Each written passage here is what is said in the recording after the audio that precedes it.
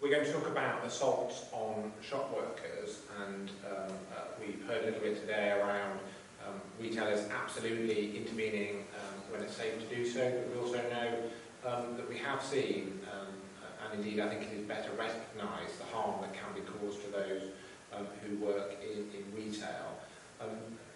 Nationally, we understand that 87% of convenience store staff say that they have been at least verbally abused by thieves. And we get some comment from those who contributed to this session. Indeed, my engagement with retailers is that they do feel at times absolutely under unreasonable and indeed unexpected threat from those who are stealing from their stores.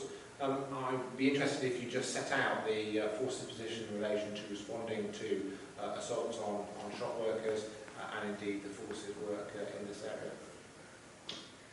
So I'm with you 100%. To a certain extent, retailers working 24/7, very much like police, offer a brilliant service to the community, often unrecognised. And it came to the fore in COVID, didn't it, where our shopkeepers were classified as COVID heroes, which was really welcome.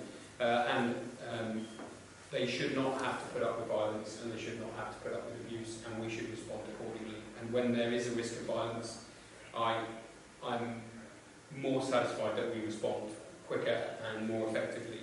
But there should be no tolerance of it, there should be no tolerance from us, and when we bring the offender to justice, we should be writing up the effect that individual has had on the shopkeeper, and that, whether it's happened second, third, fourth time.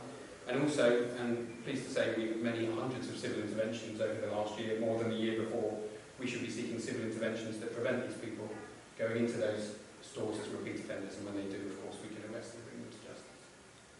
One of the contributors was talking about shoplifting and abusive behaviour escalating in Shrewsbury.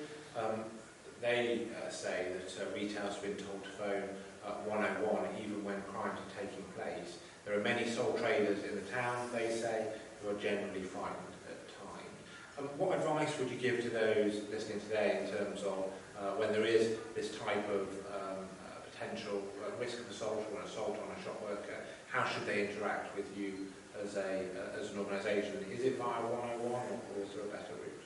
No, absolutely. That's 999 every day of the week. If you are at risk of violence from an individual, you ring 999.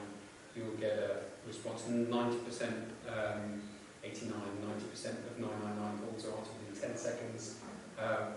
Nobody should have to tolerate violence, and if there's a risk of violence, you